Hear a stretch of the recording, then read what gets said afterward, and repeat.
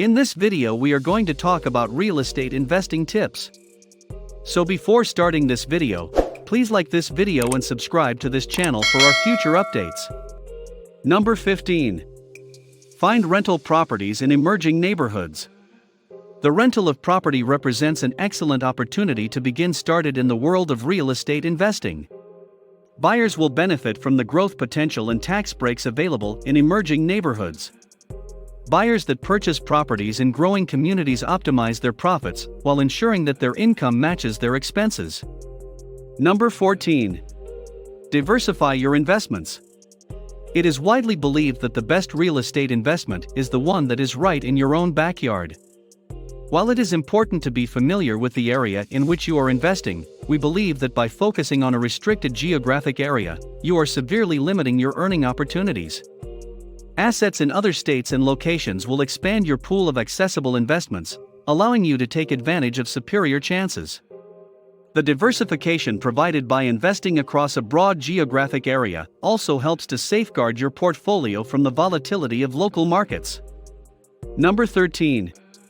Don't over-rehab. Corey Chappell, a closing options analyst at 181 Close Now, shares some excellent real estate investment advice, which we have put in the next several points. He begins by clarifying that when it comes to accents and fixtures, investment homes do not have to be on par with Pottery Barn in terms of quality. Some of the finest countertops and fixtures are required in high-end residences.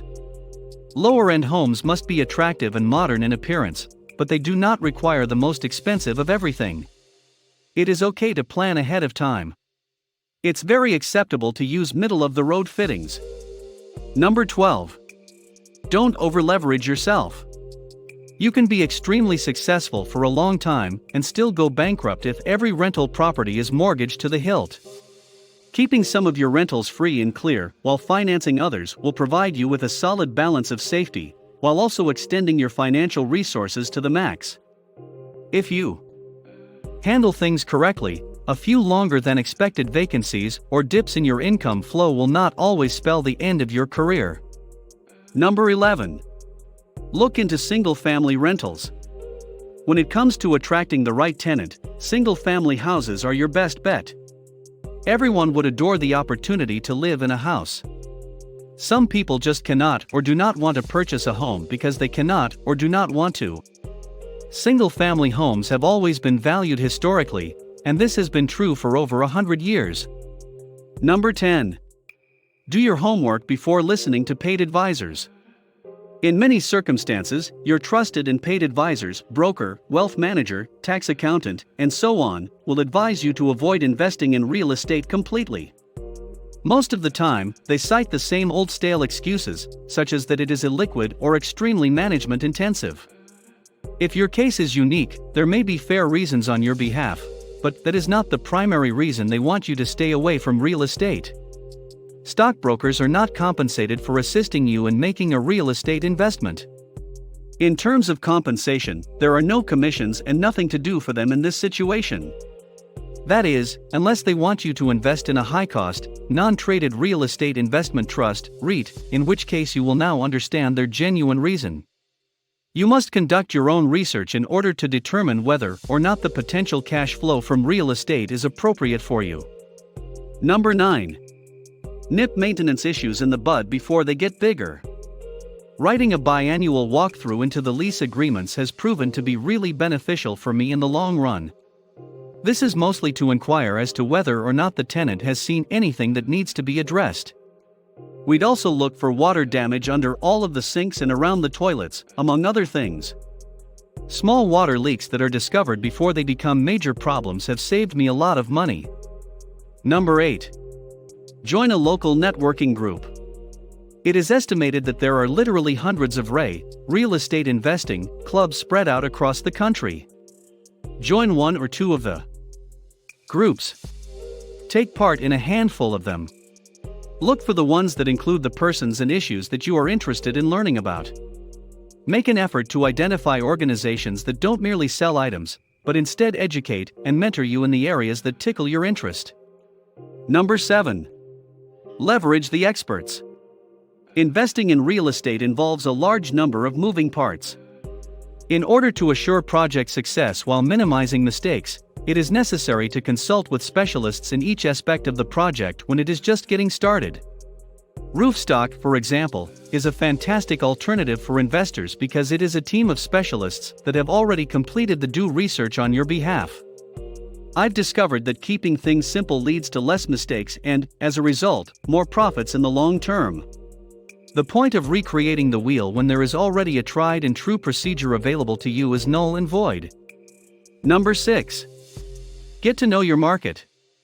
When investing in real estate, it is critical to learn about and become an expert in the industry you have chosen. Maintaining up-to-date knowledge of current trends, such as any decreases or increases in the average rental rate, income, interest rates, and even unemployment and crime rates, will enable you to evaluate the present market status and plan for the future with confidence. Being able to foresee and keep one step ahead of the market will assist you in becoming a more productive real estate investor. Number 5. Understand crime rates. Conduct research about the crime rates in the area. When we purchased our first home, we made the mistake of not doing so. When the initial group of tenants left the building 3 years ago, we had a difficult time finding new renters to replace them. Number 4. Set a budget and timeline and expect to go over both. Rule of thumb is that you should set aside 50% extra of your budget as reserves, especially if you are a first-time investor. Budget overruns are nearly always inevitable when rehabilitating a house. Also, one problem can lead to another and so on. For example, repairing a leaking pipe may result in the need to replace the pipe as well as remove mold damage and replace the drywall. In terms of timeline, we would recommend the same thing. If your project has a 60-day deadline, plan on the project taking 90 days total. With more expenses comes increased time. Number 3. Have a rainy day fund. When purchasing rental properties for cash flow, make certain that you account for all of the expenses and that you have rainy day funds set aside to cover unexpected expenses. When it comes to rental properties, our annual expenses, excluding debt servicing costs, have typically ranged between 45 and 55%, depending on the year, of gross rent over our last 10 years of ownership. These are for rental properties with monthly rents ranging between $800 and $1,000. In some cases, your ratios may be different if you are renting out higher-end houses, but in the vast majority of cases, your ratios will be quite close to these. Make sure you have a contingency fund set up to handle unexpected expenses because you never know when they might occur. Number 2. Treat your investments like a business. Real estate investing is a business, and it takes the same planning, execution, and administration as any other business. The most successful firms are those that are governed by high-quality individuals at all levels of the organization. Those who choose to deny this reality are doomed to struggle, if not outright failure. It doesn't matter how big or small you want your real estate investing firm to develop. If you want to be successful, you must treat it as a business. Number 1. If you can't beat the price, beat the terms. Although the offer price is the first item that sellers consider, it is not the only one. The use of specific terms is critical. Often, someone else will be able to provide a better deal than you. If that's the case, you might want to explore offering the vendor more advantageous conditions. Using the seller's escrow agency, shortening the inspection time, boosting the earnest money deposit, moving the closing date up, and limiting appraisal and financing contingencies are all ways to improve terms. What do you think of our video? Let me know in the comment section below.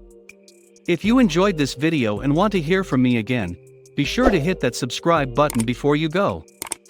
Thanks for watching.